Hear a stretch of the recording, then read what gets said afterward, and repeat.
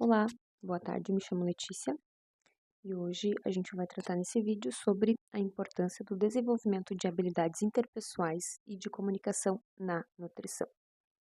Eu acredito que além das habilidades, além do conhecimento técnico que a gente adquire ao longo do curso, nós precisamos sim desenvolver habilidades interpessoais e de comunicação dentro da nutrição, dentro de qualquer área que a gente vai atuar, independente do ramo em que vamos trabalhar.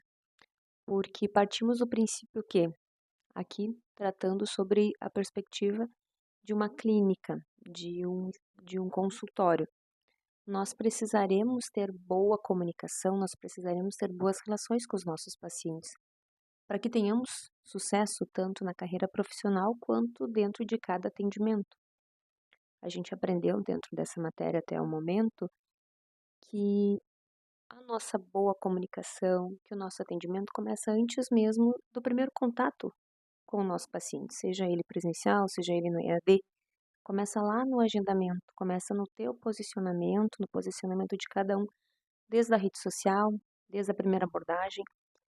Esse primeiro contato, deixar o paciente à vontade, fazer perguntas abertas, fazer perguntas fechadas, elas são importantes para direcionar, mas também precisamos de perguntas abertas, perguntas onde o paciente pode explorar. E aí sim, dentro dessas perguntas abertas, a gente pode empregar a nossa escuta ativa, que é fundamental, além do que está sendo dito, perceber o que o teu paciente quer dizer além da, além da fala, além da linguagem verbal, o posicionamento, o conforto, o desconforto, a angústia, porque ele vai vir no mínimo com 4, né? Aprendemos no nosso e-book que são 4 sentimentos em que o nosso paciente provavelmente irá apresentar raiva, alegria, medo, tristeza. Então, a gente tem que estar aptos a entender o que está causando medo, o que está causando frustração, o que está causando alegria. Essa leitura precisa ser feita. Essa escutativa precisa ser de fato ativa, precisa ser atenta. E a linguagem não verbal precisa ser observada, porque isso vai fazer todo o diferencial no nosso atendimento. Porque nós criaremos vínculos, a gente entenderá, a gente conseguirá sentir o que de fato o paciente está sentindo. A gente conseguirá se conectar com ele. E aí entra outra característica que é fundamental, que nós tratamos, que é a empatia. Por mais que tu não tenha passado por aquela situação na tua vida, o teu paciente pode ter passado e o teu paciente vai estar relatando isso. Então, tem que estar presente. Ouvir por ouvir não faz sentido.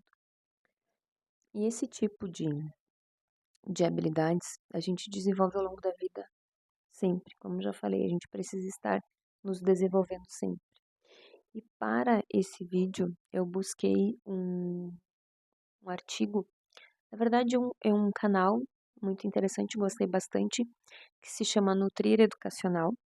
E dentro desse canal tinha um podcast onde duas profissionais da área da saúde, nutricionistas, abordavam um tema, discutiam um artigo que se chama Comunicação Interpessoal no Cuidado com a Saúde. Mas elas, como nutricionistas, direcionaram para a área da nutrição.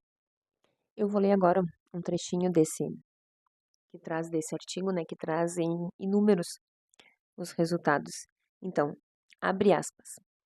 A forma que eu me comunico com meu paciente corresponde a 40% do resultado no sucesso deste tratamento. Fecha aspas.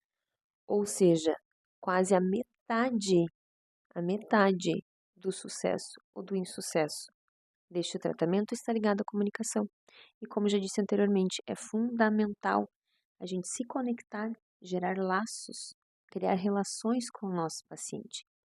Inicialmente, para entender e dar um melhor diagnóstico, e possivelmente depois, né, após o atendimento, após o tratamento, enfim, esse paciente vir estar indicando, porque, né, queremos mais pacientes, queremos as nossas agendas lotadas.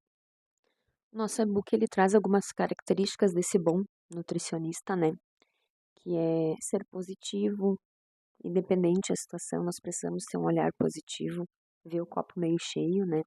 Dentro de uma situação difícil, a gente saber se colocar numa posição positiva, ser flexível, acho que isso vai muito do que eu, Letícia, acredito, né? Tu ser flexível, porque a gente está tentando trabalhar, às vezes, uma mentalidade de 30, de 40, né? Às vezes 50 anos ou até mais. A gente tem que trocar, a gente tem que ensiná-lo que a alimentação é importante, os cuidados são importantes, mas é uma carga emocional, é um histórico familiar que vem por trás. Então, a gente ser flexível nos primeiros ajustes, mostrar a importância dessa nova adequação e também se colocar no lugar do nosso paciente, né? E ser flexível, seja ela na dieta, seja ela nos horários de possíveis agendas, porque não pode criar essa relação de profissional e paciente como como na vertical, digamos assim, onde eu sou a detentora de todo o conhecimento e o meu paciente vai receber uma enxurrada de informação técnica.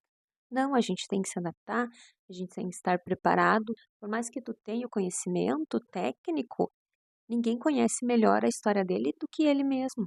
As necessidades, os medos, as frustrações, os anseios, o que ele almeja. Então, estar no mesmo patamar, estar na mesma altura, falar de igual para igual, cada um nas suas particularidades, também é fundamental. Ser ser realista com as expectativas, com as realidades, colocar tudo muito alcançável, nada, mas umas promessas infundadas. Pode se tornar assim e deve ser divertido. Nosso e-book traz, né, disso que deve ser uma atividade divertida, até porque se for uma coisa pesada, objetivos inalcançáveis, vocês não terão sucesso. Ele não alcançará o objetivo e automaticamente o profissional tu vai acabar perdendo o teu paciente.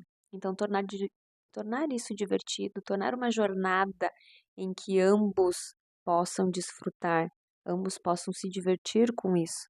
Criar esse vínculo, essa parceria, e isso tem que ser construído junto com o teu paciente, e isso só vai vir através de uma boa comunicação. Nós estarmos nos preparando com habilidades interpessoais.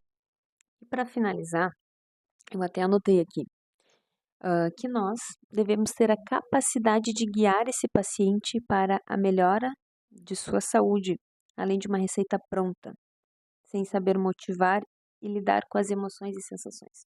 Eu acho que para mim é isso.